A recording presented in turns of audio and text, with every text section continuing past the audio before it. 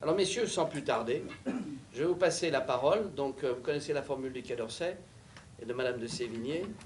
Vous prenez le temps de faire, vous prenez le temps que vous voulez, mais pas au-delà. Et puis ensuite, je vous donne 20 minutes. Et puis ensuite, chacun. Et ensuite, bien sûr, vous aurez la parole.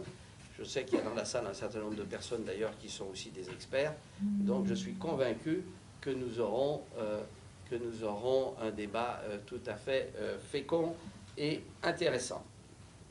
Vous avez la parole. On ne voit pas très bien l'image que vous avez sur le côté, mais vous voyez ici une représentation de la Perse qui date du XVIIe siècle. Donc une femme qui personnalise la Perse, et vous voyez que sur son bouclier, si vous distinguez sur son bouclier au-dessous de la Perse, vous pouvez percevoir une fleur de lys inversée. C'est dire que la Perse au XVIIe siècle est perçue à la cour de Louis XIV comme une autre France, une France de l'Orient.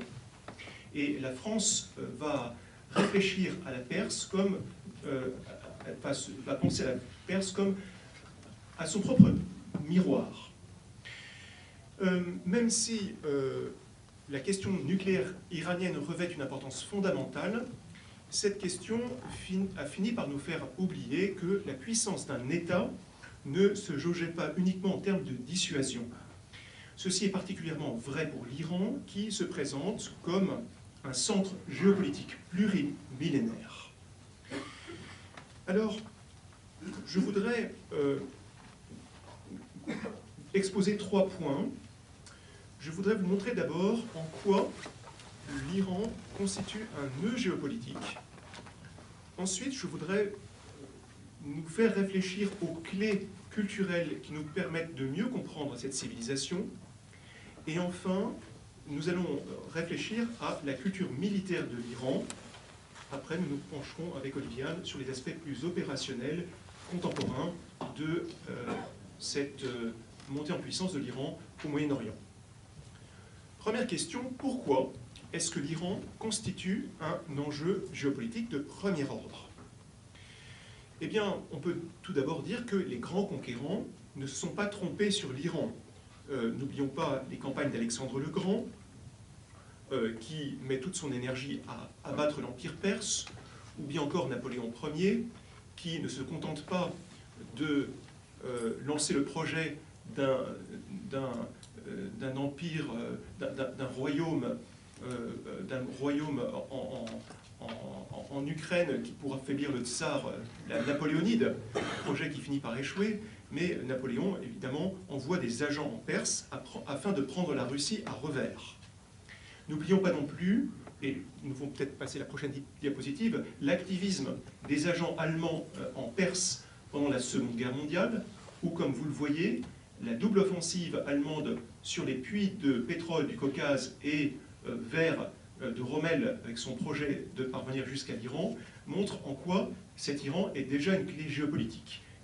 L'essentiel pendant cette guerre mondiale est évidemment de connecter l'usine du monde ou l'usine de l'Europe au réservoir d'hydrocarbures du Golfe Persique et de la mer Caspienne.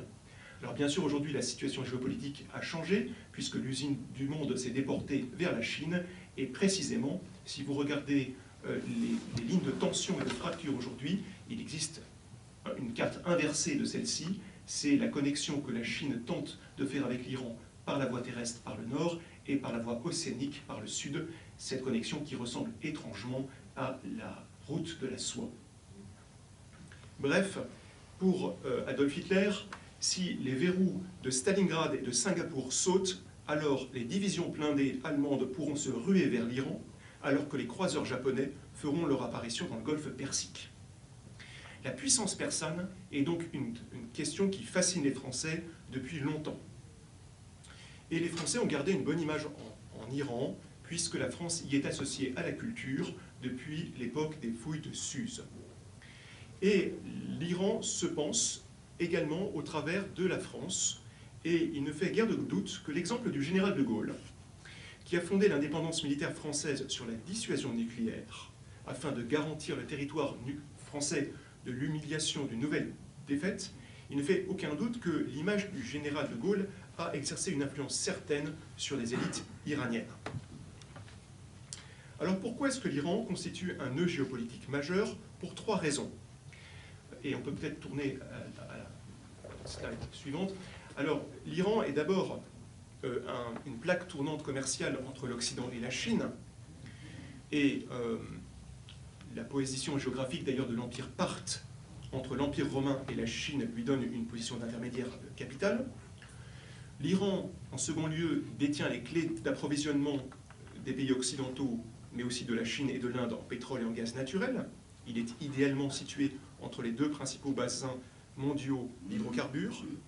Et puis, l'Iran est la clé de 3 paix, la paix irakienne, la paix syrienne et la paix yéménite.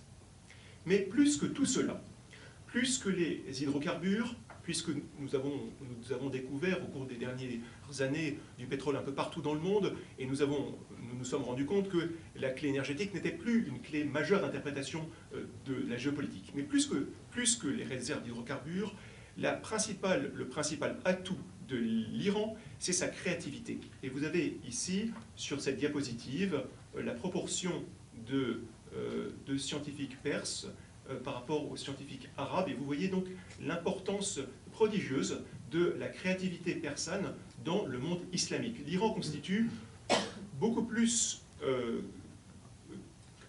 au-delà de cet enjeu géopolitique, l'enjeu est géopoétique.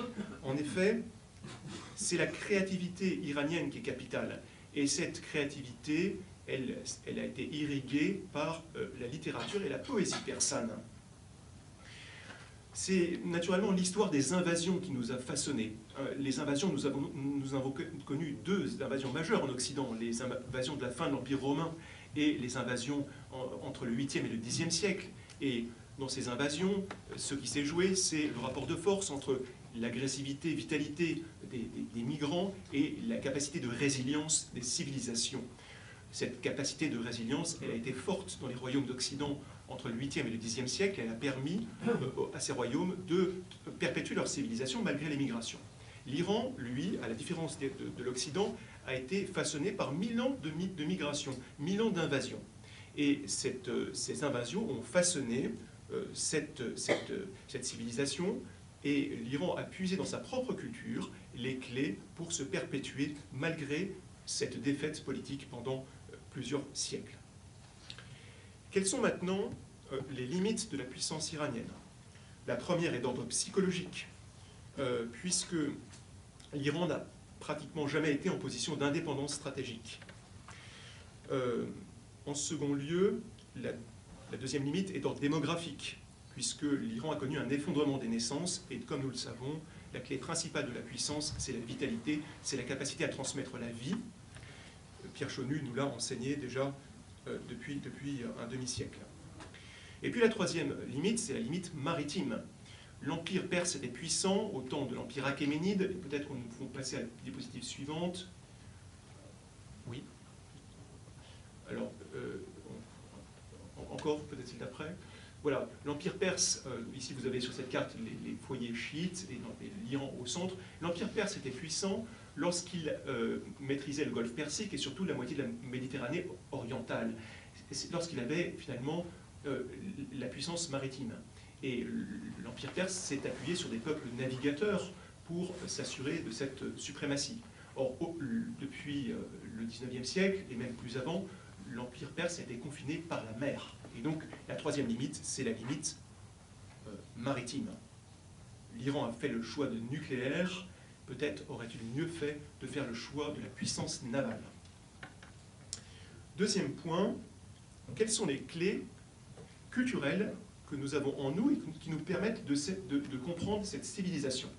Nous allons revenir en arrière sur la diapositive d'avant, et je vous disais tout à l'heure que au XVIIe siècle, on faisait une comparaison entre la France et la Perse, et vous avez ici l'histoire d'Esther et d'Assuérus, donc une jeune femme juive, et le roi Assuérus, le roi des Perses, avec à la fois cette accusation d'Assuérus contre Esther, et puis les noces entre les deux.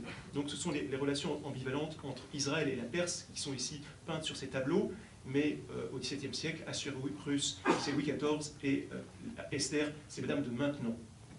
Alors, quelles sont les clés qui nous permettent de comprendre l'Iran? Il y en a deux. La première, je l'ai évoquée tout à l'heure, c'est le souvenir des invasions. En effet, les invasions ont façonné l'Iran et finalement ont séparé notre culture occidentale, romaine, de la culture perse, qui était très proche. Eh bien, elle s'est séparée sur plusieurs points. On a vu avec les invasions, c'est l'aristocratie militaire persane qui a été défaite, et la culture du bazar, la culture des marchands qui l'a emportée. Nous avons perdu avec l'Iran notre proximité dans la mesure du temps, dans notre conception de la loi, de la sacralité du droit, et l'Iran a été marqué par une culture de l'inertie pour résister aux envahisseurs. Eh bien, elle a aussi développé une culture de la dissimulation, des demi-vérités, et elle a été surtout obsédée par les complots étrangers qui, dans la presse iranienne actuelle, risquent de détruire à tout moment l'Iran. Donc, la première clé culturelle de compréhension, c'est que nous n'avons pas la même culture des migrations et des invasions. La deuxième clé culturelle qui nous permet de comprendre l'Iran, c'est la deuxième fracture. Elle est de notre côté. C'est la fracture révolutionnaire française et la fracture des révolutions françaises. En effet, entre le XVIe et le XVIIIe siècle, s'opère un temps de rapprochement assez étonnant entre la Perse et la France.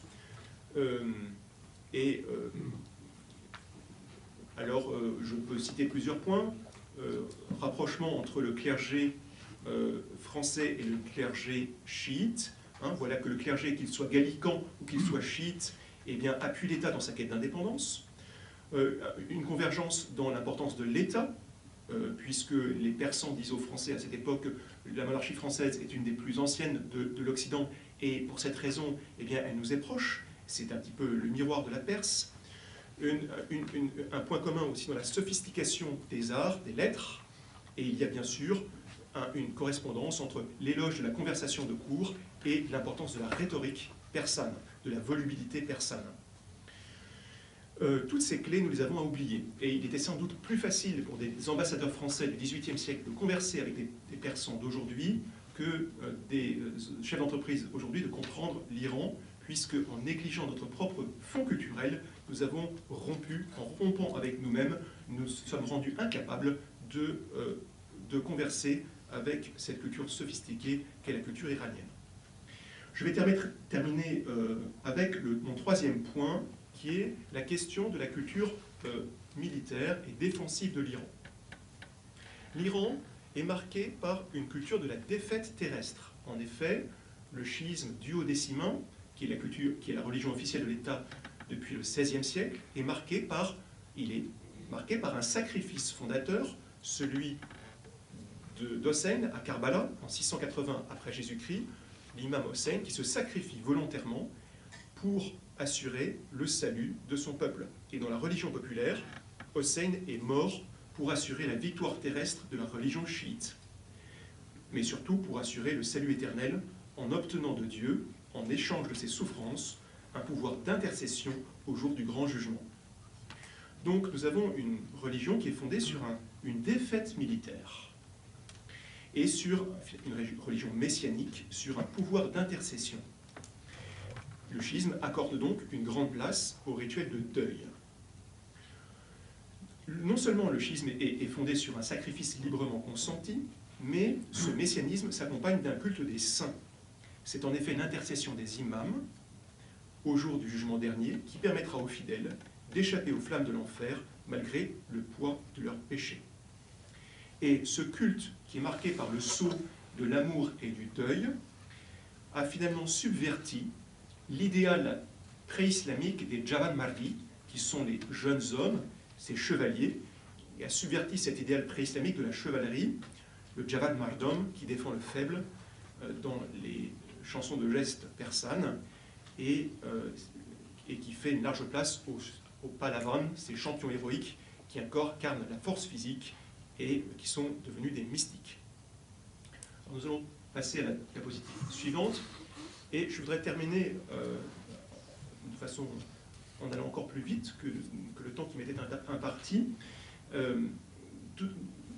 Vous avez sur cette... je voudrais terminer par une image et une carte.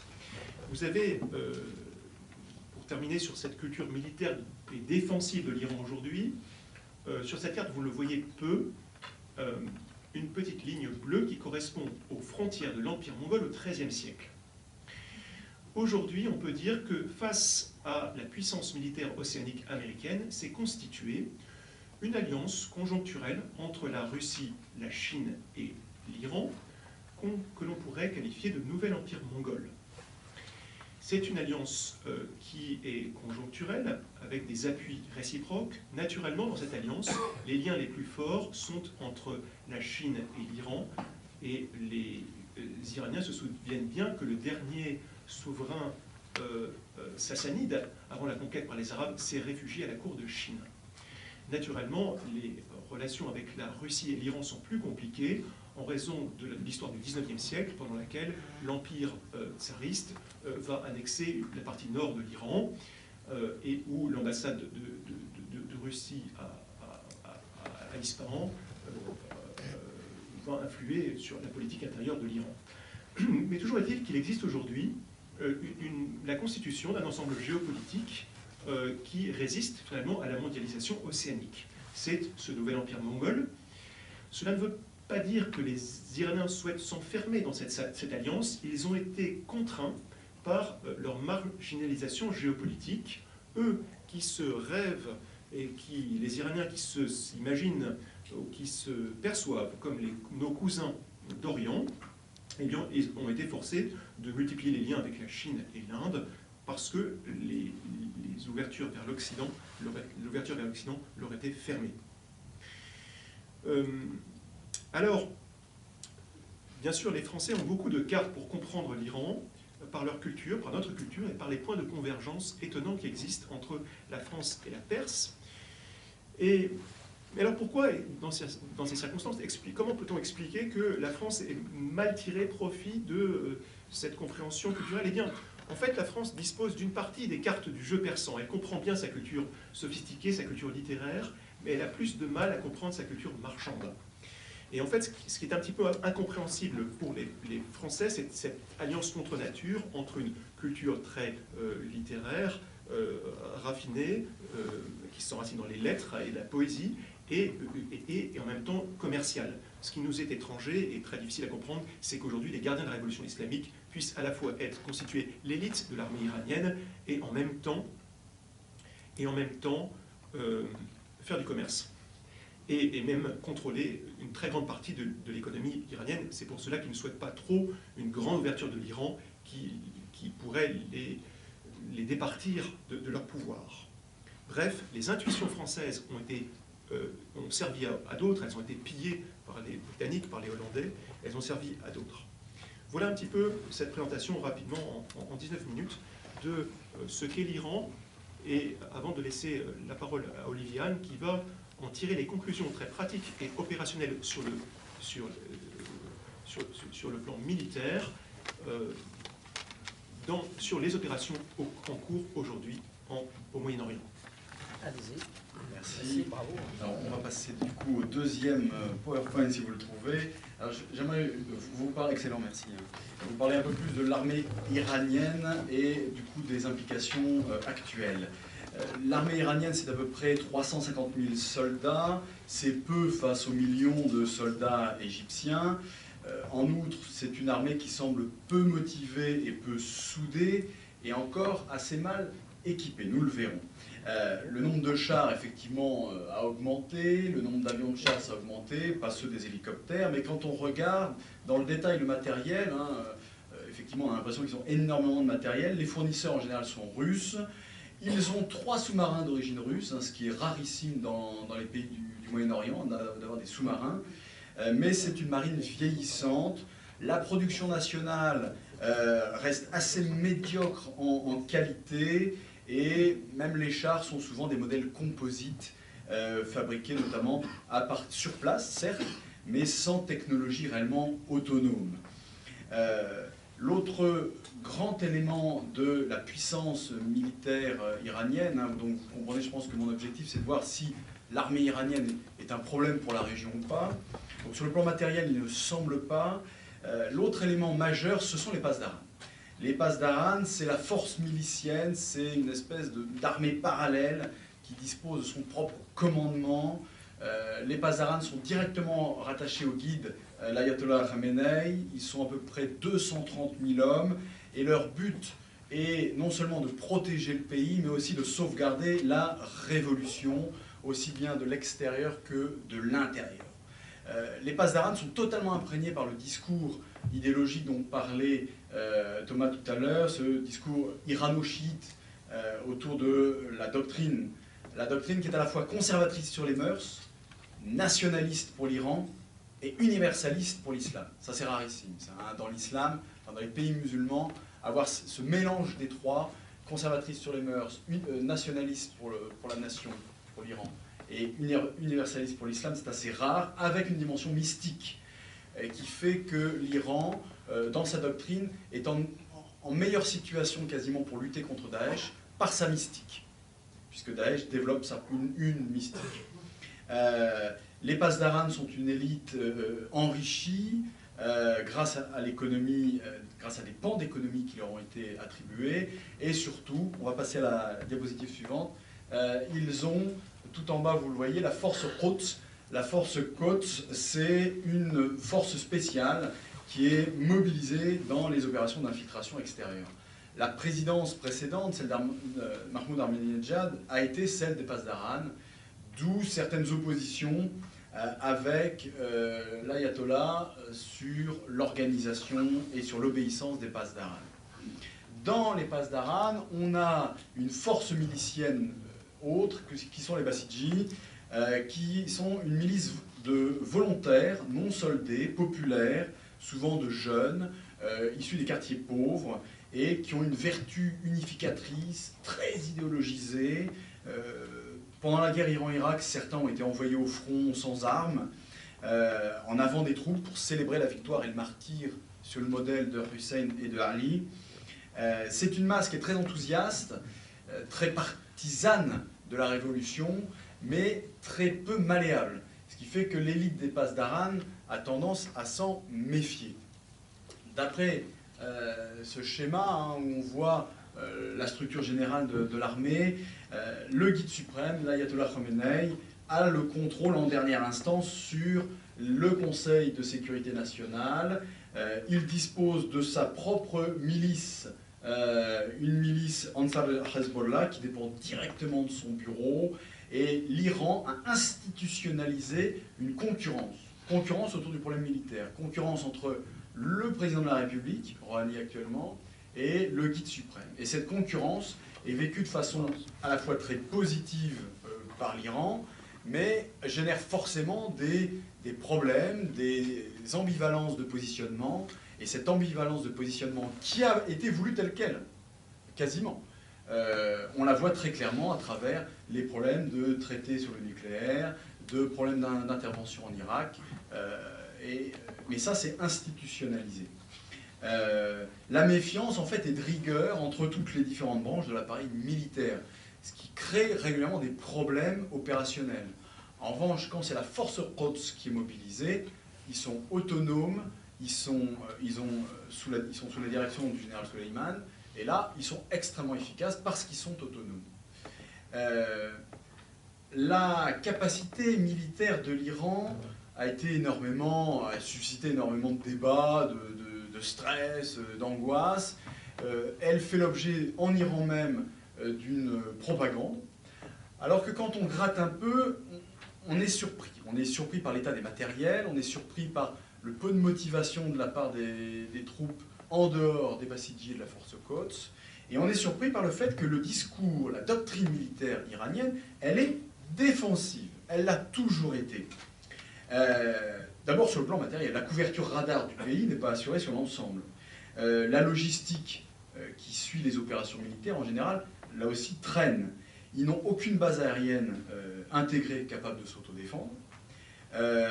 Souvent, l'Iran menace de fermer le Golfe attention, nous sommes capables de fermer le Golfe, sauf que le jour où ils ferment le Golfe, ils ne peuvent plus exporter de pétrole, ou difficilement, et dans la demi-heure qui suit, l'armée américaine intervient immédiatement pour libérer l'ouverture du Golfe. Donc, limitons, voilà, nuançons les capacités agressives de l'Iran, puisque ça fait aussi partie d'une doctrine médiatique. Mais la doctrine officielle de l'armée iranienne, elle est défensive. Et même le programme nucléaire a été vu comme un programme défensif. Ça ne veut pas dire qu'il l'est réellement, mais en tout cas, il a été vu tel quel. Le budget de la défense, en plus, est limité. On est à 3% du PIB contre 8,5% en Arabie Saoudite. Ce n'est pas les mêmes budgets. La dangerosité de l'armée iranienne, même si potentiellement, il ne faut pas la limiter, c'est d'abord un outil de communication, à la fois de l'Iran, mais surtout aussi des États-Unis, bien évidemment, et de l'Arabie Saoudite. Dans les rapports de force régionaux, l'Iran, quand on fait les calculs de force, est effectivement en tête quand on compare armée contre armée, notamment dans les avions de combat. Quand je compare avec l'Arabie Saoudite, ils ont plus d'avions de combat que l'Arabie Saoudite. Sauf que la comparaison doit se faire coalition contre coalition. Or, l'Iran, en cas de conflit, se retrouve quasiment seul face à la coalition américano-saoudo, etc. Et là, ils sont incapables de faire face à la coalition. Donc, certes, il y a la Russie et la Chine, mais ce sont des soutiens diplomatiques, ce sont des soutiens feutrés, ce ne sont pas des alliances avec la même solidité qu'il peut y avoir en face entre Washington et Riyad. L'Iran ne peut compter sur aucune grande puissance militaire. En revanche, l'Iran a une capacité réelle dans tout ce qui est guerre non conventionnelle, à travers le soutien aux guérillas en Irak, avec les milices, avec le Hezbollah, avec le Hamas éventuellement. Donc là, ils ont une vraie compétence, qui est une compétence non conventionnelle. En général, les réactions de l'Iran sur le plan géopolitique sont soumises très souvent à sa politique intérieure. Et ça, il faut bien l'avoir en tête. Alors évidemment, l'autre élément déterminant, c'est ça, la dimension confessionnelle. Le chiisme, le duodécisme. Alors effectivement, comme l'a rappelé Thomas, c'est fondamental. Néanmoins, ça fait aussi partie d'un discours. C'est là où nous, il faut qu'on sache prendre des distances. Tout le monde manie un discours dans les guerres qu'il y a en ce moment au Moyen-Orient. La France manie un discours, les États-Unis et l'Iran qui souhaitent défendre une dimension confessionnelle. En réalité, le discours confessionnel, l'Iran est capable de s'allier avec des pays, de faire alliance et des collaborations avec des pays qui n'ont aucune dimension confessionnelle et chiite. Alors effectivement, on peut parler de la Syrie alawite, mais n'oublions pas qu'il y a 20 ans, au moment de la révolution iranienne, enfin il y a 30 ans, la révolution iranienne était très réservée sur les alaouites, très très réservée, parce que ce ne sont pas des chiites duodécimains. Donc les choses sont en pleine évolution. Le rapprochement réel avec Bachar el-Assad, c'est les années 2006-2007, finalement pas tellement avant. Lors des révolutions arabes, l'Iran s'est démarqué des processus de révolution arabe. Et l'inquiétude iranienne vis-à-vis des révolutions arabes s'est confirmée au moment de l'implosion de la Syrie. Alors, il est évident que cette multiplicité des discours qui se chevauchent sont extrêmement intéressants pour nous en France, avec notamment les anciennes traditions d'unité ou de compréhension qu'il pouvait y avoir entre la France et l'Iran. Nous avons là un pied sur lequel jouer, sur lequel travailler pour réintégrer l'Iran dans le concert des nations, avec des moyens de négociation qui sont typiquement français, donc des moyens de négociation qui sont basés sur une compréhension mutuelle.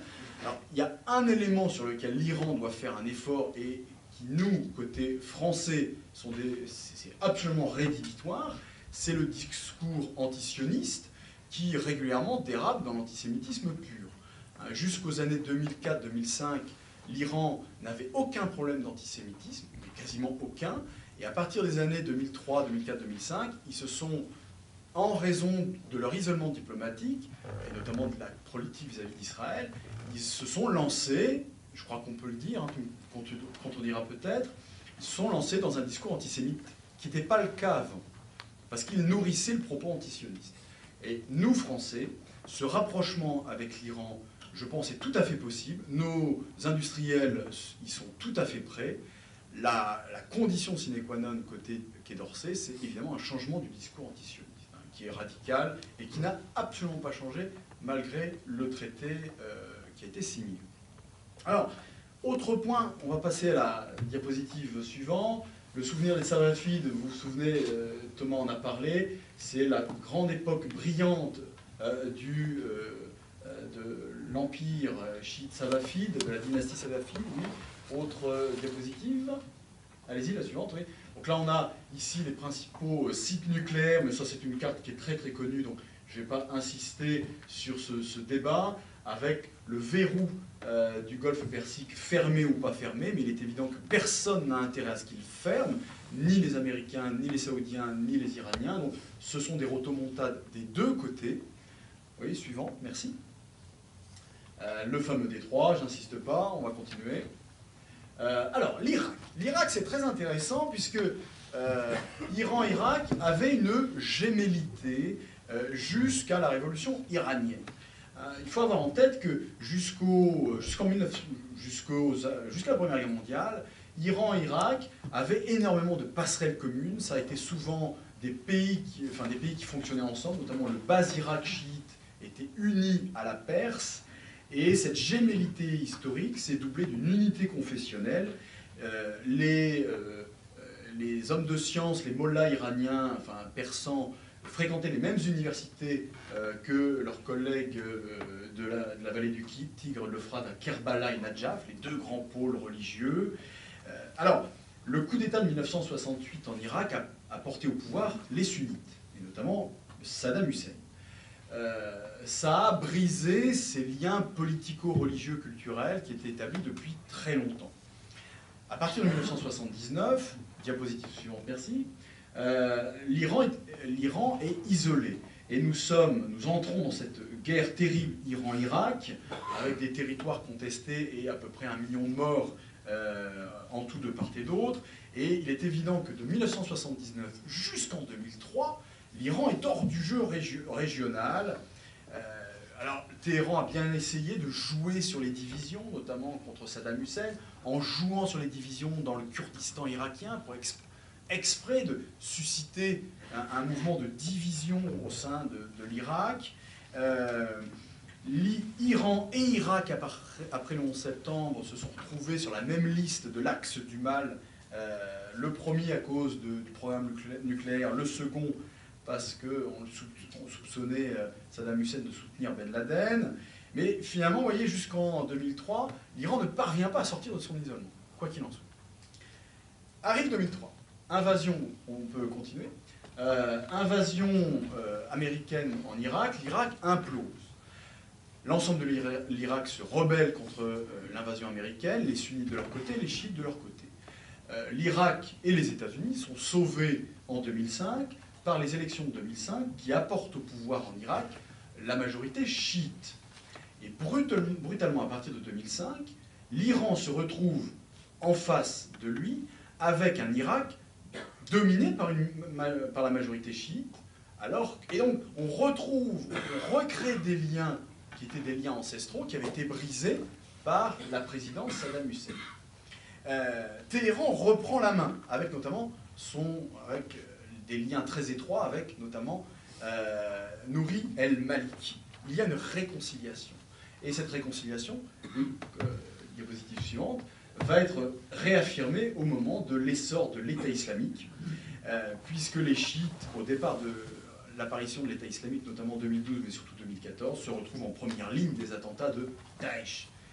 Diapositive suivante. Vous avez ici les deux, en petites étoiles rouges, les deux frappes aériennes majeures qu'a lancées l'Iran dès le mois de septembre-octobre 2014 pour indiquer sa solidarité non seulement avec les chiites, mais aussi avec les sunnites. Les Pasdaran, notamment la force El-Quds, dirigée par le général Soleiman, ont repris Tikrit face à Daesh. Donc ça a été une implication directe de l'Iran en Irak. Et on espère, ou en tout cas l'Iran espère, pouvoir participer à la reconquête vers la plaine de Ninive. Alors ça, c'est la théorie. Il n'est pas sûr du tout que l'Iran veuille s'investir au-delà de simplement une sécurisation de ses frontières en Irak. L'Irak, de toute façon, même gouverné par des chiites, restera un pays autonome. Hein. On a agité des chiffons rouges disant « Oui, mais les Iraniens vont dominer l'Irak, ils vont l'absorber, ils vont absorber au moins le Bas-Irak. » Nullement. Il y a quand même une tradition du Bas-Irak qui est une tradition autonome. Le clergé du Bas-Irak est un clergé autonome par rapport au clergé iranien. Il y a malgré tout une tradition nationale, même s'il est en train de s'effriter, qui reste au moins dans les esprits.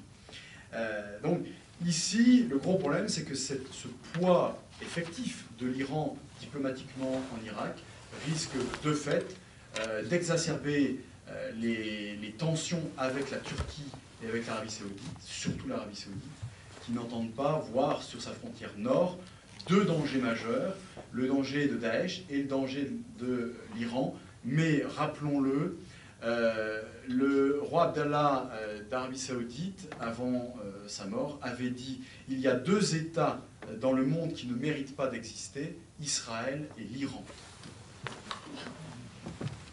Bien, ben voilà, ça met du piment dans le plat. Bien, alors, moi j'ai aussi beaucoup de questions, mais on va passer la parole. Alors, qui souhaite poser la première question?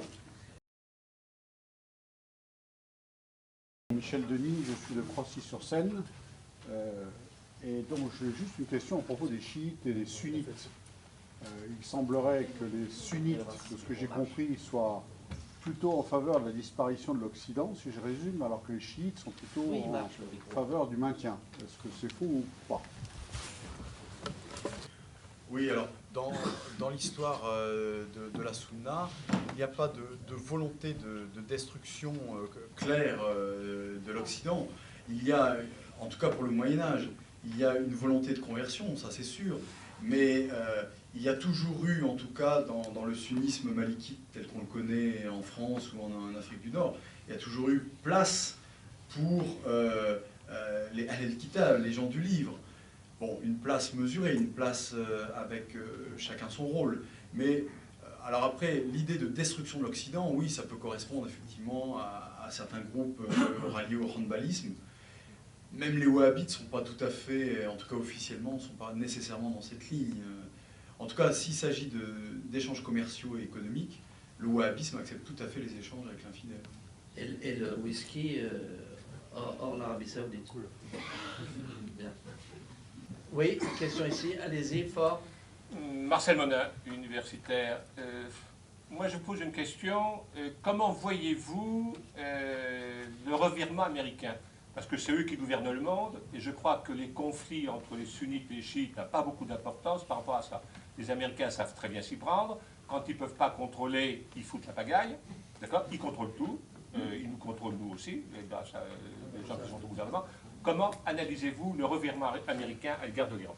Alors, les Américains, la politique étrangère américaine est devenue de moins en moins visible, de façon de plus en plus incohérente. En fait, elle a été soumise à des pressions de lobbies antagonistes, si bien que cette politique, finalement, elle s'est dissoute dans ses propres contradictions. Le président Obama a tâché cet été de renouer avec l'intelligence politique, après plusieurs décennies de désastres politiques et militaires, notamment au Moyen-Orient. Et donc, il a tâché de faire la chose la plus intelligente qui soit, c'est-à-dire de tâcher une nouvelle fois de renverser l'Iran à son profit. Donc, les États-Unis, aujourd'hui, n'ont plus besoin du pétrole du Moyen-Orient. Ils se retirent du Moyen-Orient, ils se retirent de l'Afrique de l'Ouest, mais pour pouvoir agir sur le Moyen-Orient, ils ont intérêt à maintenir à la fois leur lien historique avec l'Arabie Saoudite depuis la fin de la Deuxième Guerre mondiale et pouvoir agir sur les Iraniens. D'où cette ouverture du 14 juillet dernier. Voilà, ça leur permet de contrôler, peut-être. Attendons quand même la suite. Je rajouterais aussi que le contexte de Daesh a accéléré les choses, puisque le gouvernement de Nouri el-Maliki, puis après d'El-Abadi à Bagdad, avait besoin de l'appui iranien au sol. L'appui américain ne suffisait plus face à Daesh. Et il y a eu une concordance de faits géopolitiques, géomilitaires en Irak, concordance d'intérêts sur les industriels occidentaux qui voyaient ce marché iranien extraordinaire, avec des gens avec une culture, une main-d'œuvre de qualité, qui échappait à ce grand mouvement mondial. Et finalement, il y a eu le timing correspondait exactement au timing intérieur de l'Iran, avec l'élection de Rouhani, avec l'éviction de Pasdaran, des anciens Pasdaran. Donc, en fait, tout a convergé au même moment pour aboutir à ce traité. Mais là, Thomas, tu me contrediras peut-être, ce traité n'a aucun avenir. En fait, on peut dire il y a 2 ans d'avenir, 3 ans d'avenir. Les États-Unis ont aujourd'hui la posture qu'avait la France il y a 10 ans, avec une certaine indépendance et qui avait conservé des liens avec l'Iran alors que celui-ci était marginalisé. Il y a eu un échange de rôle en fait entre la France et les États-Unis il y a 10 ans. Oui, le traité ne peut pas tenir parce que dans 3 ans, il y aura les premières inspections des sites nucléaires, ça se passera forcément mal. Les Iraniens ne laisseront jamais des ingénieurs américains venir gratouiller dans... Peut-être un mot aussi sur le traité. En fait, en Iran, notre culture de la négociation n'est absolument pas celle qu'il y a en Iran. En effet, nous sommes façonnés par un droit romain dans lequel nous négocions, nous nous entendons, nous signons un traité.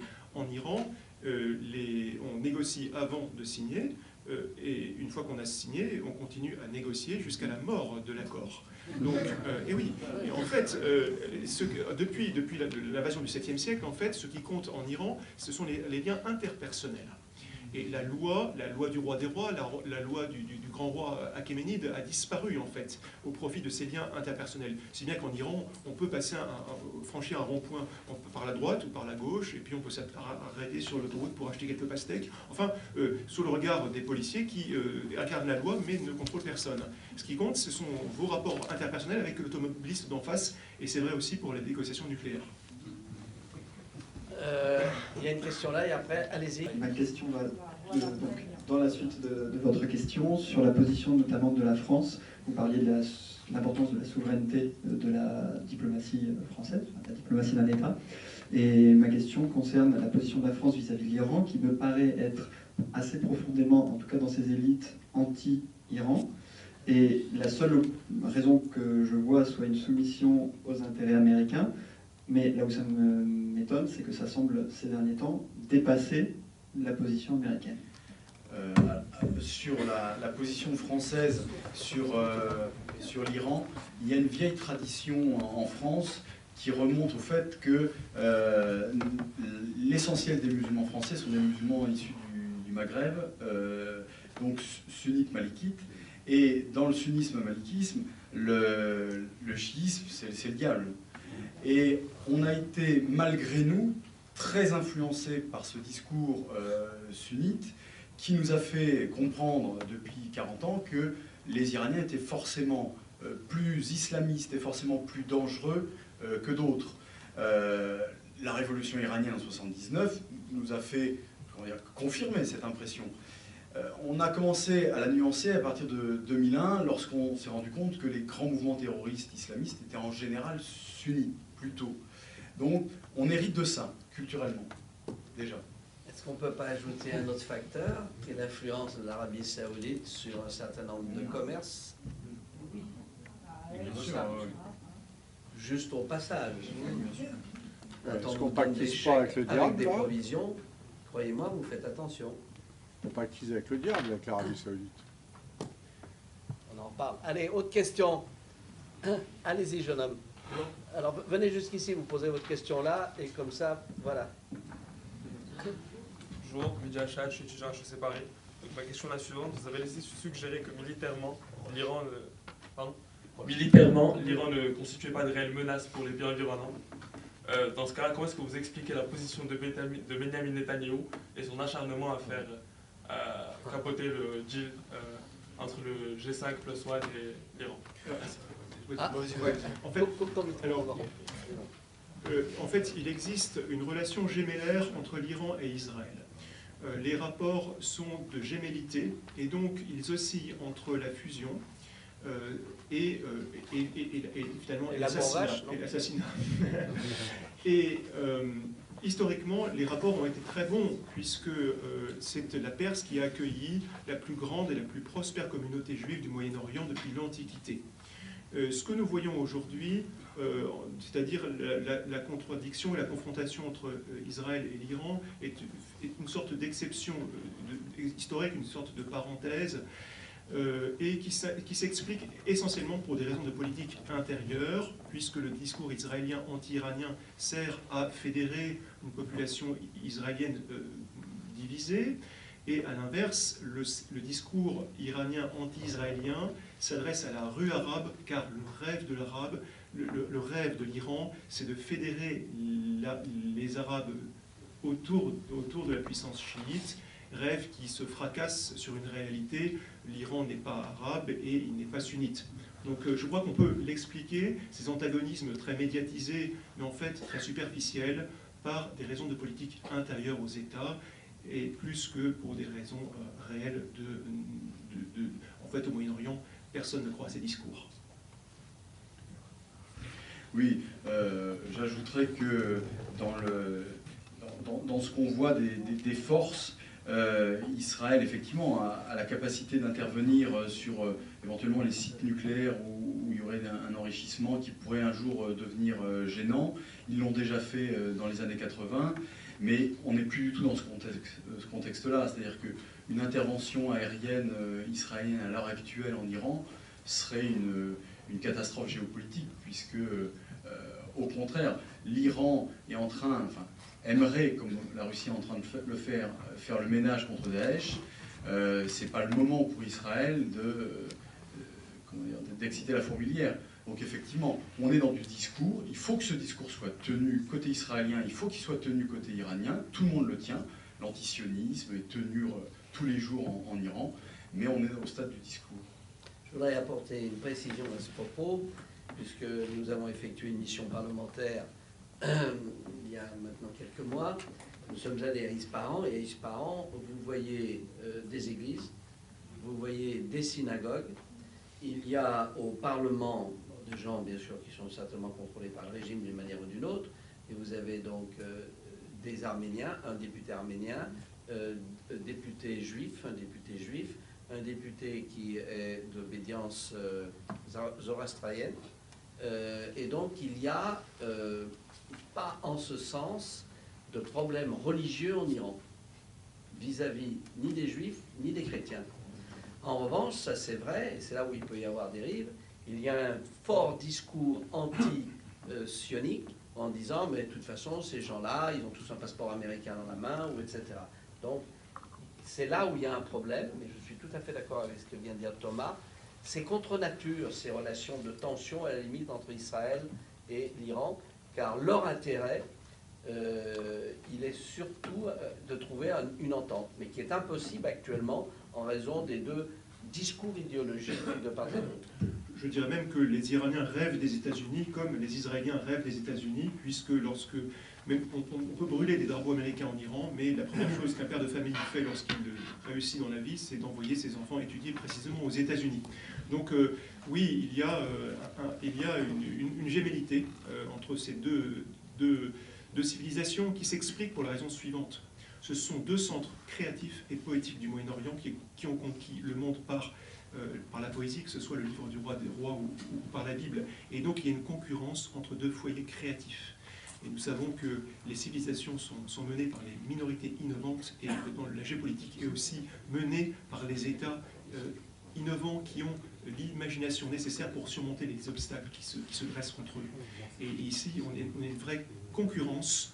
Et ce qui fait peur à Israël, ce n'est pas la bombe iranienne, ce qui fait peur à Israël, c'est la capacité de l'Iran à imaginer, à créer, à innover.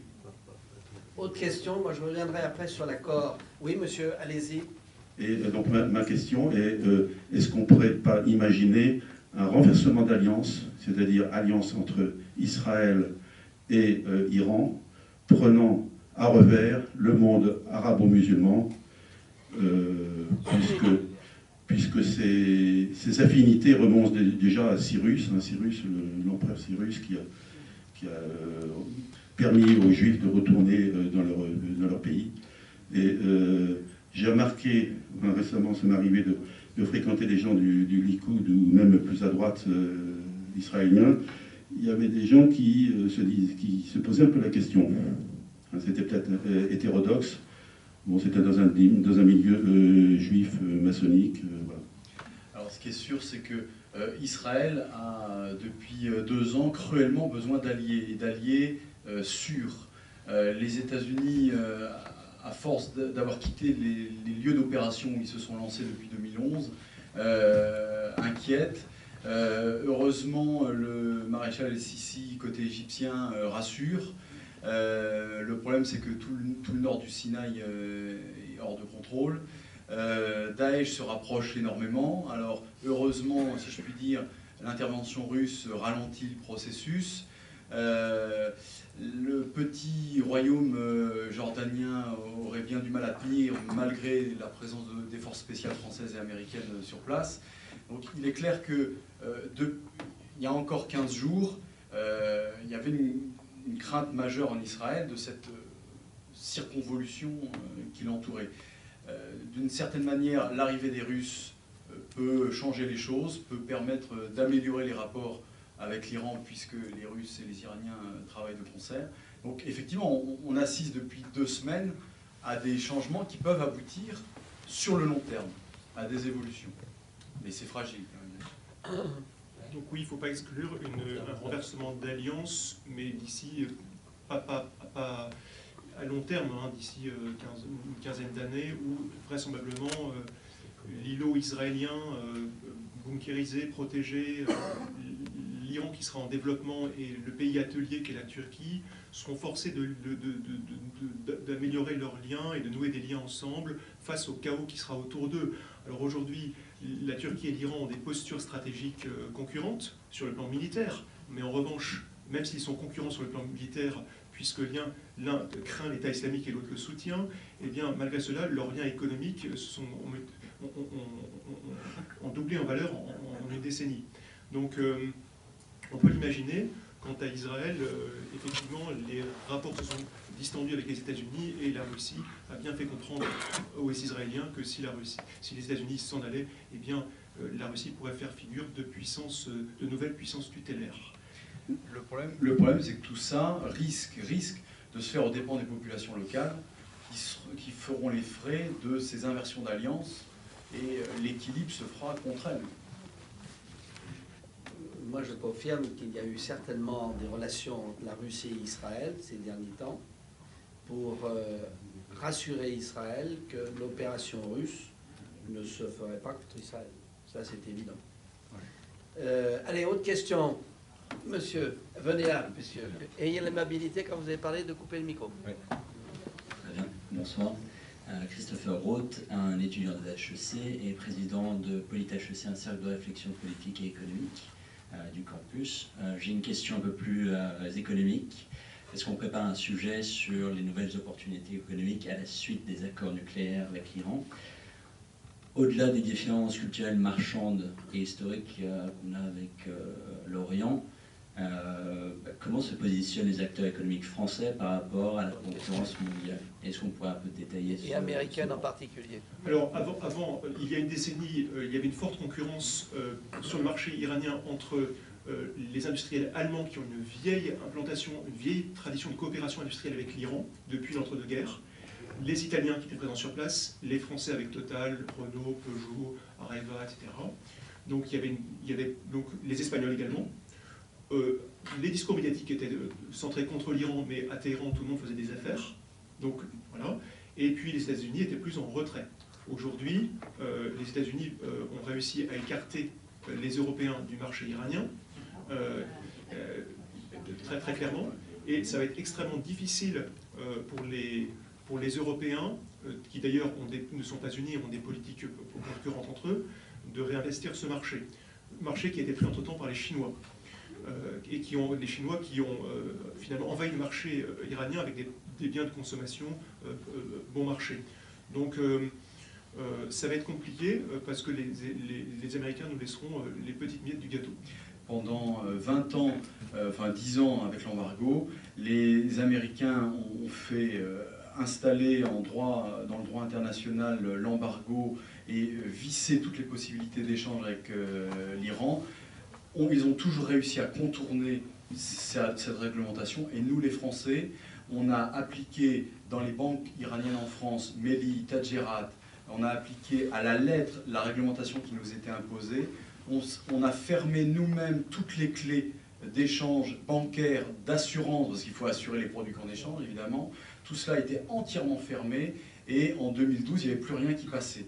Alors évidemment, on nous dit, oui, mais vous avez financé sans le vouloir des centrifugeuses. Et comme j'ai un peu travaillé le sujet, on s'est rendu compte que des centrifugeuses à lait avaient été considérées comme centrifugeuses nucléaires. Donc il faut surtout, voilà, faut rien financer. Et on va avoir énormément de mal à relancer les trafics bancaires. On n'a toujours pas de SWIFT ouvert. Le SWIFT, hein, c'est-à-dire la clé de sécurisation des échanges financiers, va peut-être être ouverte en février, c'est même pas sûr. Donc pendant ce temps-là, les Américains sont déjà sur les dents, ils sont là-bas, et nous, on ne peut pas échanger. On va même aller plus loin. On va même aller plus loin, parce que, effectivement, d'ailleurs, n'ayant caché la Commission des Affaires étrangères de cette noble Assemblée entend s'en saisir, c'est le problème d'extraterritorialité des lois américaines. Et il y a longtemps que, si j'avais été ministre, mais je ne le serai jamais, j'aurais mis les Américains à l'arbitrage interétatique parce que c'est parfaitement inadmissible au regard et contraire au droit international.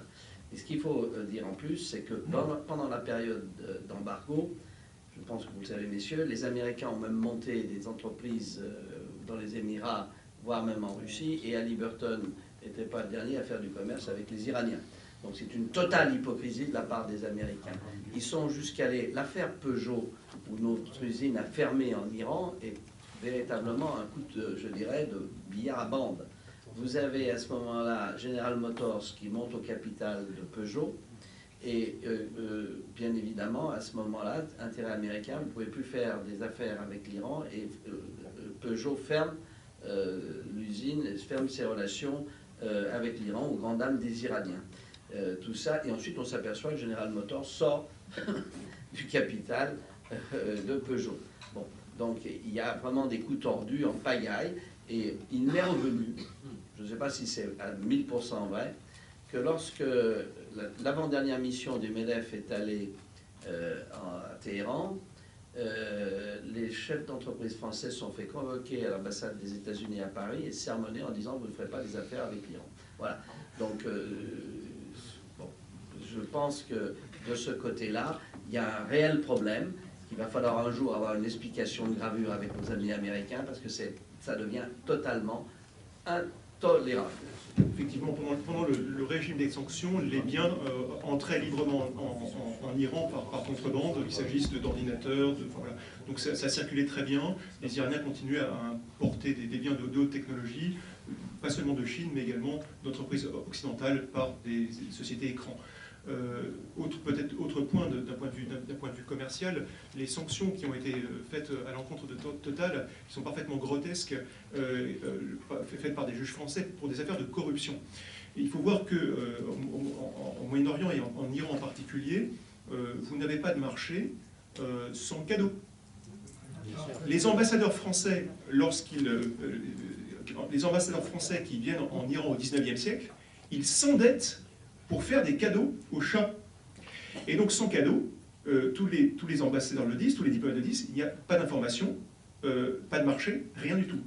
Donc notre conception, évidemment, notre regard sur la corruption et les condamnations faites par des juges français sur la corruption, la soi-disant corruption faite en Iran, sont surréalistes dans la mesure où on est dans une culture du don et du contre-don.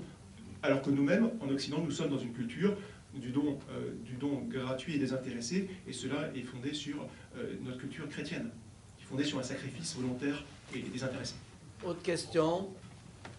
Monsieur, si vous voulez venir là, hein, parce que, désolé, on a un petit problème de micro, et la salle est beaucoup plus longue.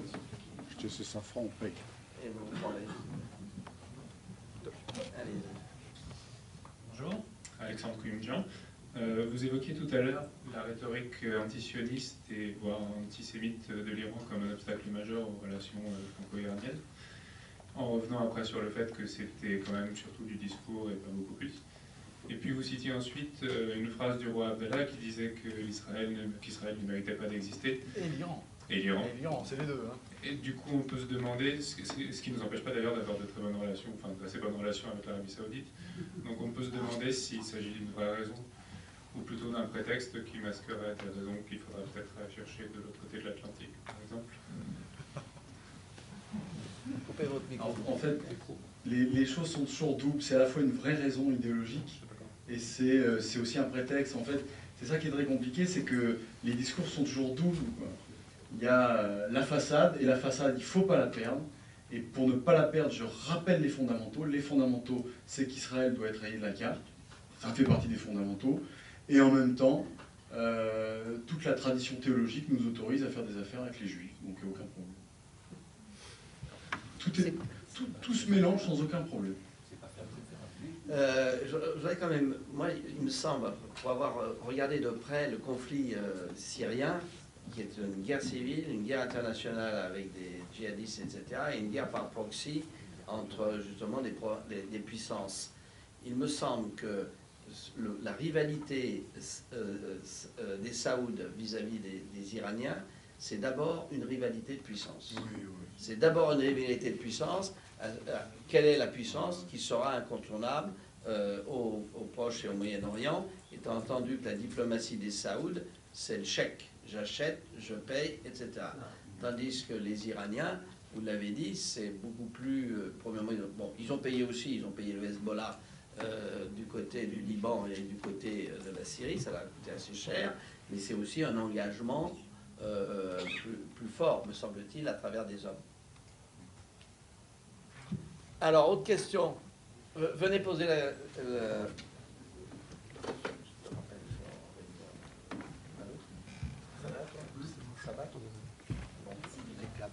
Là, posez votre question. Allez-y. Bonjour, Dominique Boitel.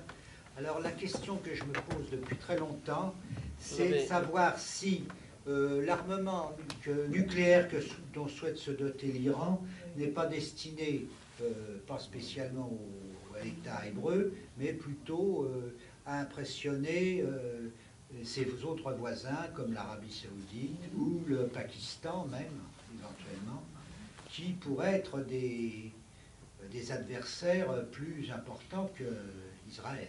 De toute façon, entre le moment où vous avez la maîtrise du nucléaire civil et le moment où vous avez celle du nucléaire militaire, il y a déjà quelques années qui se passent.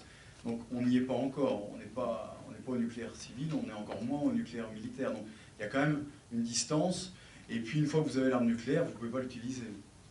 Oui, et puis je ne pense pas que l'Iran destine son arme potentiellement nucléaire à quelqu'un en particulier. En fait, l'Iran est hanté par les complots étrangers, puisqu'il a été envahi pendant 1000 ans.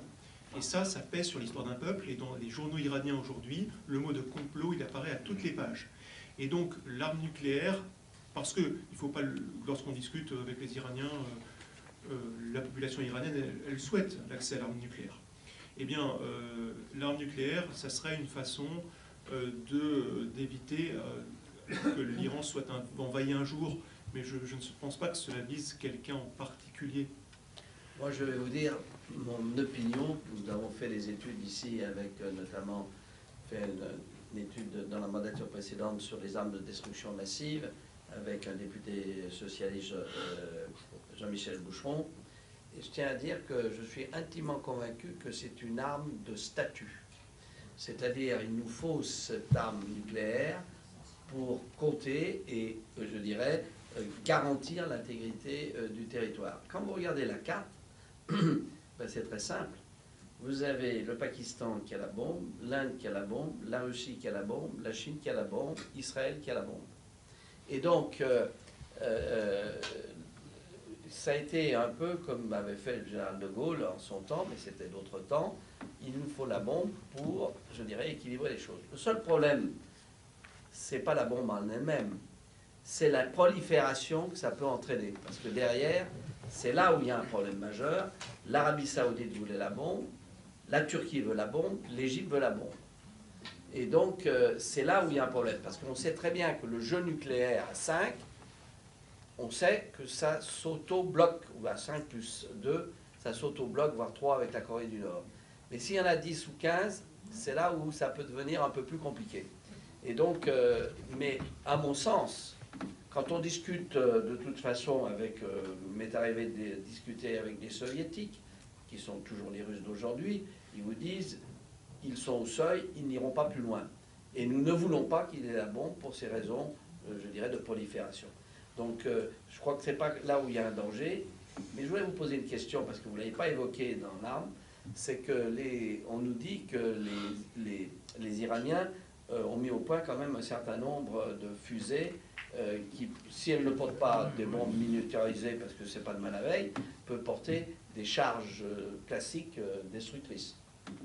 Oui, oui, alors, effectivement, qui vont jusqu'à à peu près 2000 km de rayon, mais leur potentiel destructeur est pas du tout révélateur, enfin pas du tout intéressant pour un déclenchement de guerre. C'est-à-dire qu'avec ça, vous détruisez un pâté de maison, et puis après, vous avez une guerre générale. Donc, en soi, c'est pas utilisable. En revanche, ce qui est très intéressant avec ces missiles, c'est de pouvoir, à un moment ou à un autre, les transférer au Hezbollah. Ça, oui, là, pour les transférer au Hezbollah, c'est très intéressant. Mais on est là, avec Daesh depuis un an, c'est plus le problème. La problématique, c'est plus d'armer le Hezbollah contre Israël. Le problème, c'est comment on fait pour récupérer la plaine de Ninive, comment on fait pour protéger les chiites de Najaf, comment on fait pour éventuellement récupérer Ramadi et Fallujah. En fait, tout ce sur quoi étaient basées nos analyses il y a encore un an est complètement caduque. Allez, ben revenez-y. Et puis ensuite, Eric, tu viendras là. Oui. Alors, juste avant ma question, j'ai une remarque, mais qui peut amener aussi à réaction. Je reviens sur le sujet de PSA.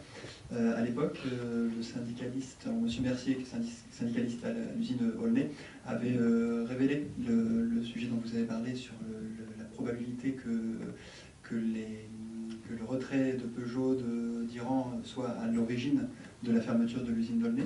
Il l'a dit une fois et il ne l'a plus jamais répété, et personne ne l'a jamais répété nulle part non plus dans les grands médias.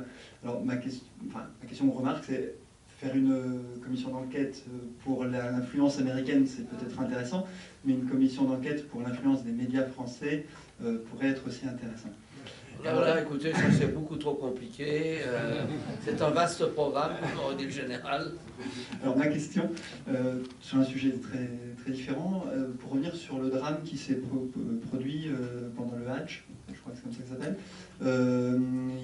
d'après l'Arabie Saoudite, et là je reviens sur la rivalité entre l'Arabie Saoudite et l'Iran, d'après l'Arabie Saoudite, il y aurait eu 400 à 500 morts. Il y a des fuites, je crois savoir, venant d'Iran, comme quoi il y en aurait eu plutôt 4000. Et il y a eu, la semaine dernière, un article qui a été diffusé sur des médias saouds, puis retiré, selon lequel il y aurait eu 4017 morts, c'est très précis. Ma question est la suivante. Qu'est-ce que vous pensez de la probabilité que ce drame ait été sous-estimé? Je crois savoir aussi que l'Iran révèle que certaines élites iraniennes présentes sur place auraient disparu à l'occasion de cet événement. Ou en tout cas, il n'aurait plus de nouvelles. Alors, il est clair que le bilan a très certainement été sous-estimé. Un grand nombre de pays aux alentours le disent eux-mêmes, même les pays sunnites. Et il est clair aussi que les chiites ont payé le prix fort. Alors il y a des chiffres officiels, il y a des chiffres officieux, là il faudrait savoir. De là à imaginer qu'on a voulu compresser plus les chiites que les sunnites, il ne faut pas exagérer. Mais en tout cas, ça illustre bien l'état de méfiance généralisé qu'il y a entre les deux pays, où sur un point aussi symbolique que le Hajj, l'Arabie Saoudite, qui est censée être impartiale et neutre sur le plan du Hajj, c'est l'islam, on est tous d'accord avec ça, c'est le Hajj. Bon, chiites, sunnites, on le fait tous. Là, elle est contestée. Et la contestation vient de l'Iran, mais elle est aussi nourrie par les salafistes dans le monde entier. Et là, l'Iran, enfin l'Arabie Saoudite, a pris une claque symbolique énorme qui va être utilisée par tout le monde, c'est sûr. Autre question? Oui, viens Eric ici.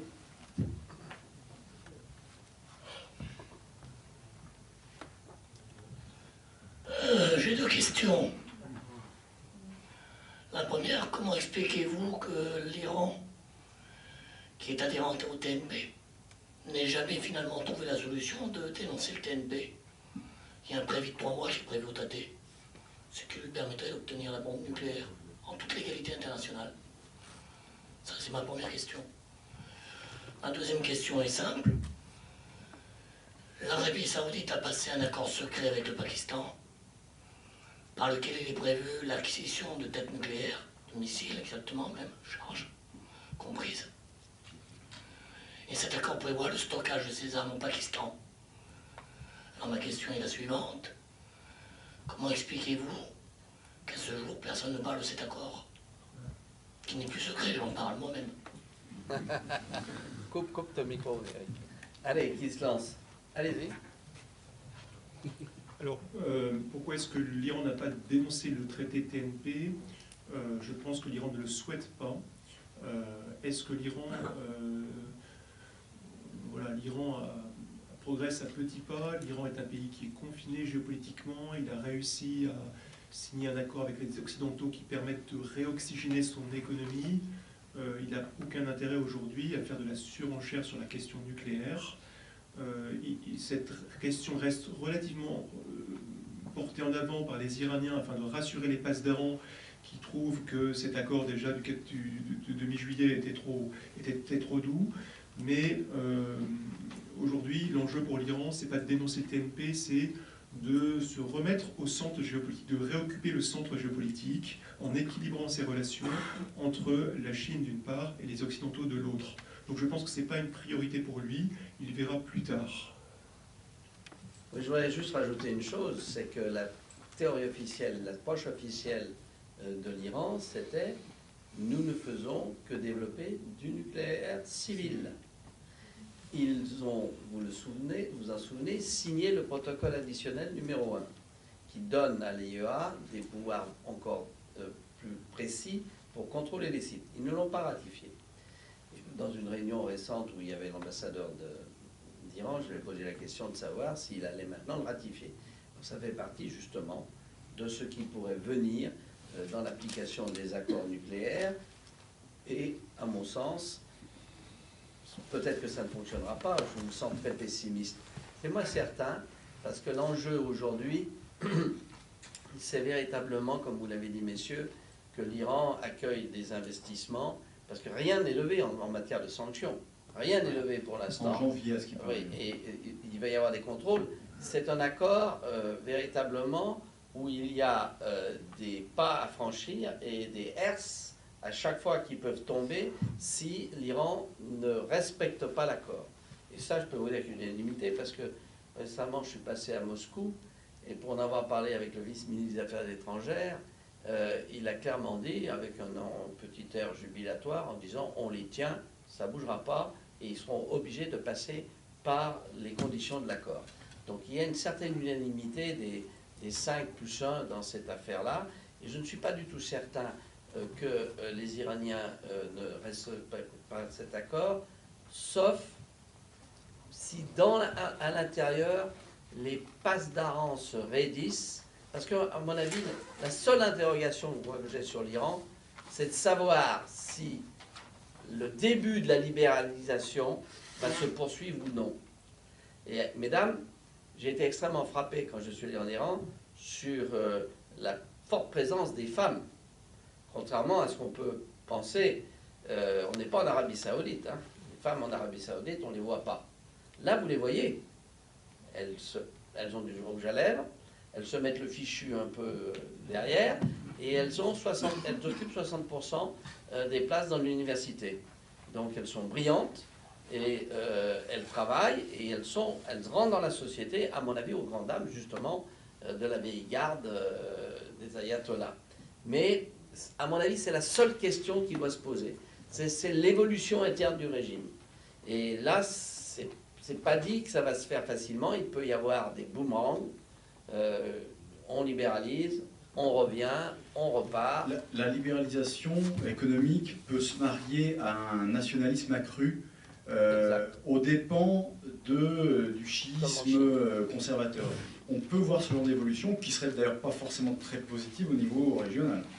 En fait, l'enjeu, c'est d'oxygéner l'économie iranienne juste assez mais pas trop pour ne pas être envahi par la culture occidentale et pour que finalement il n'y ait pas de subversion dans l'esprit des Iraniens de la culture iranienne.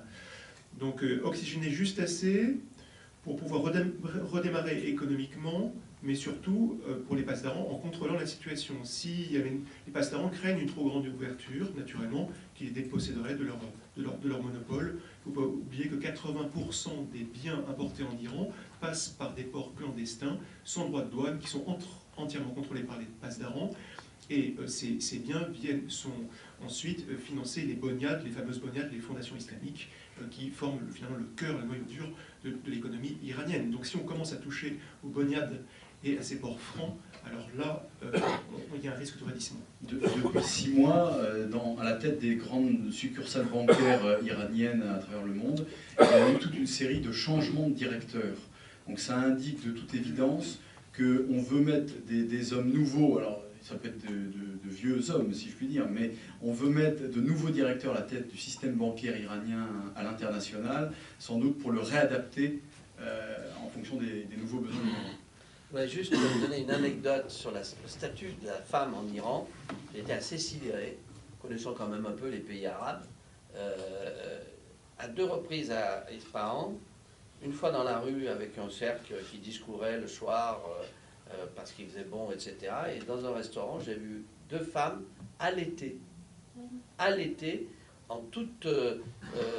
bien sûr, on ne voyait pas le sein, c'était très discret, mais elles allaitaient leur enfant. Jamais on peut voir ça dans un pays sunnite. Moi, je l'ai vu de mes yeux vus. Et donc, ce qui montre bien, on sent bien que ça bouge en Iran, ça bouge. Jusqu'où ça va aller, je crois que Thomas l'avait bien rappelé, si on touche au porte-monnaie des passe-barans, ça ne marchera pas.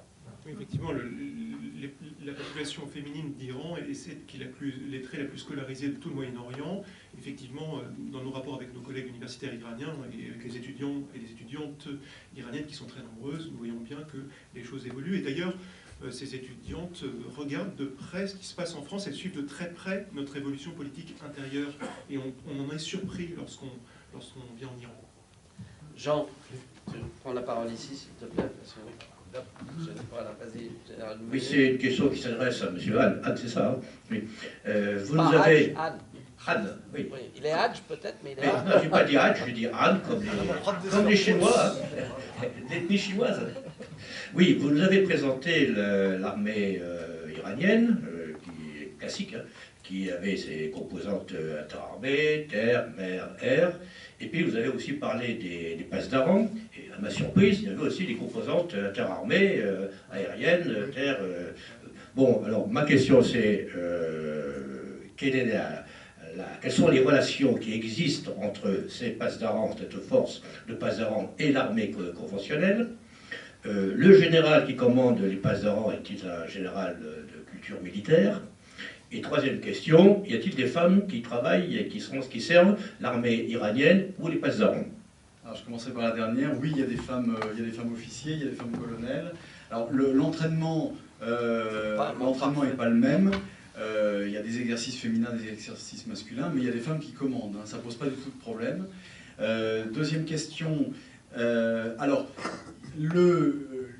l'état-major des passedarans est un état-major spécifique, qui n'est pas mélangeable, mixable avec l'état-major des trois armes conventionnelles. Donc on a un système très étonnant où on a finalement 2 armées parallèles, une armée qui est idéologisée et qui est là pour défendre le régime, si bien qu'en général, depuis la fin de la guerre Iran-Irak, quand il y a une opération à mener, en général, c'est toujours les passedarans, ou c'est les Bassidji, ou c'est la force Quds qui s'y colle. Et l'armée conventionnelle est d'abord une armée de conscrits qui a pour but de faire passer la jeunesse masculine dans un bain de service militaire pour gagner en cohésion nationale. Mais ce n'est pas une armée directement projetable sur un théâtre. En Irak, en Irak et en Syrie aujourd'hui, c'est surtout pas cette armée-là. Donc on a une multitude de passerelles, enfin une multitude de strates militaires et de commandements qui sont rarement en concordance absolue. J'ai vu sur le plan qu'il y avait un état-major interarmé qui dirigeait les deux parties. Qui dirige, mais l'ayatollah a son propre commandement militaire qui lui aussi peut envoyer des ordres.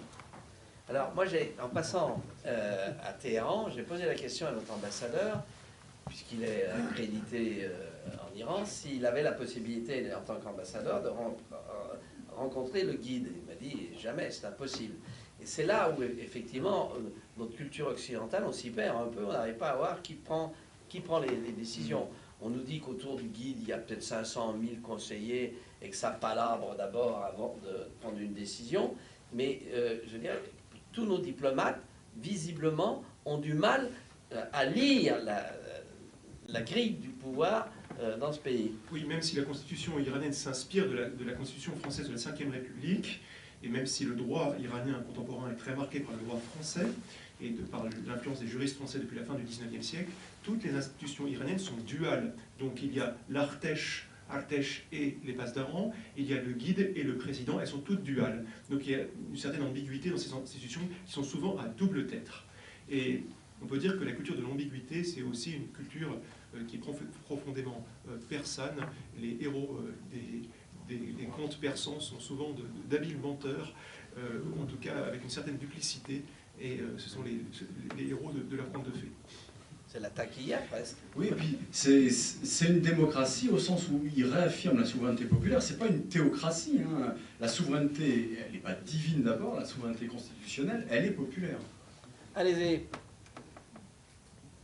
Bonsoir à tous, mon nom est Jean-Pierre Cagnat et mon seul mérite c'est d'être retraité. Je reviens sur des propos qu'on a tenus il y a environ une demi-heure en ce qui concerne le changement d'attitude des États-Unis vis-à-vis de l'Iran qui a permis la conclusion du traité sur le nucléaire. Moi je me demande si en fait les Américains ne se rendent pas compte qu'ils sont absents du sol, qu'ils ne peuvent pas maîtriser Daesh. Ce n'est pas quelques bombardiers qui feront grand-chose dans l'affaire. Et s'ils ne comptent pas sur l'aide de l'Iran, sur le sol, et des Venezuela, pour éteindre l'incendie qu'a créé Daesh. Aujourd'hui, le système d'alliance des États-Unis, les États-Unis s'appuient sur des alliances, la Turquie, l'Arabie Saoudite, le Qatar ou d'autres, qui n'ont aucun intérêt à la disparition de l'État islamique. Les frappes américaines contre l'État islamique, elles sont périphériques. Donc aujourd'hui, enfin jusqu'à très récemment, dans la configuration géopolitique, les alliés des États-Unis n'avaient aucun intérêt à la disparition de l'État islamique, donc on ne doit pas s'étonner que cet État existe toujours. Effectivement, le fait de renouer avec l'Iran permet de reprendre la main d'une façon politique, en tout cas permet de renouer avec l'intelligence politique et permet éventuellement de pouvoir agir sur l'État islamique. Effectivement, il y a un jeu de reprise de contrôle diplomatique en réintégrant l'Iran. Voilà, ça permet à Obama de confirmer ce qu'il avait annoncé lorsqu'il a été élu la première fois, disant « Nous ne sommes pas en guerre contre le monde musulman ». Donc c'est une main tendue qui permet de se relancer au centre du jeu, mais une main tendue diplomatique dans une situation de guerre au Moyen-Orient sans une autre main armée, on voit bien que ça ne sert à rien. Et c'est exactement l'inverse qu'ont proposé finalement les Russes. Aucune main tendue diplomatique, mais une main armée tendue. Et là, tout d'un coup, les Russes sont en première ligne de front. Donc, on voit que les Américains ne voulaient pas aller au sol, eh bien, ils ont voulu jouer sur une diplomatie, mais ils ont trouvé plus fort que le Peut-être une autre remarque, il y a certainement une proximité, en tout cas, Obama a il a une bonne compréhension du monde iranien. Il y a quelques années, Obama avait souhaité ses vœux pour Nowruz, donc au peuple iranien, des vœux qui avaient été télévisés, qui avaient duré 2 minutes, et dans ce petit discours qui était extrêmement habile, toutes les clés culturelles de la culture persane avaient été touchées. Les Iraniens ont mis 3 semaines à répondre à ces vœux. 3 semaines. Bien, madame, on parlait des femmes iraniennes, mais il y a des femmes françaises aussi. Oui, bonsoir, Chantal Donien, citoyenne de Maison Lafitte. Alors ça, c'est contribuable, alors ça, c'est très bien. Alors j'ai une question. Est-ce que vous pouvez nous parler d'actions, mais vraiment concrètes, pas de la parlotte, enfin vraiment concrètes, d'industriels par exemple, ou bien de partenariats, ou bien qui ont lieu ou qui démarrent maintenant, ou est-ce qu'il n'y en a pas? Je vais répondre en une phrase. Aujourd'hui, c'est compliqué pour les grands groupes industriels comme Total, Renault, Peugeot de renouer directement avec les Iraniens pour des raisons de visibilité et surtout de concurrence avec les États-Unis. En revanche, il y a des actions concrètes plus au niveau régional. Je vois par exemple en Bretagne, mais qui visent plus les PME, qui aujourd'hui, à une bien moindre échelle, essayent de réinvestir sur l'Iran. Donc c'est plus discret, et donc il y a des actions concrètes de PME à l'échelle régionale. Je le vois par exemple en Bretagne.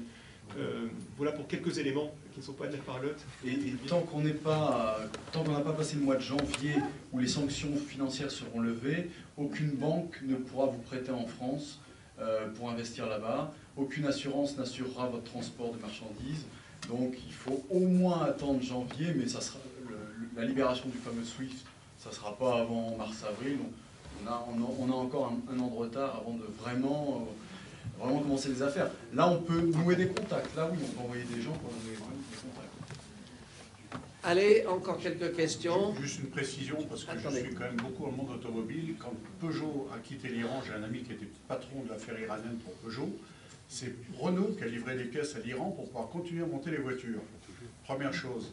Deuxième chose, depuis, Peugeot est en train de revenir en Iran, sérieusement. Donc, voilà. Oui, mais je peux vous dire une chose, parce que j'étais en Iran quand toutes ces choses-là, il y avait la fin de Comet, et c'était un dossier extrêmement douloureux, à la fois pour la diplomatie française, et les Iraniens étaient assez courroucés de cette affaire-là, parce que Peugeot a fermé très rapidement, et je peux vous dire que on était peu content du résultat.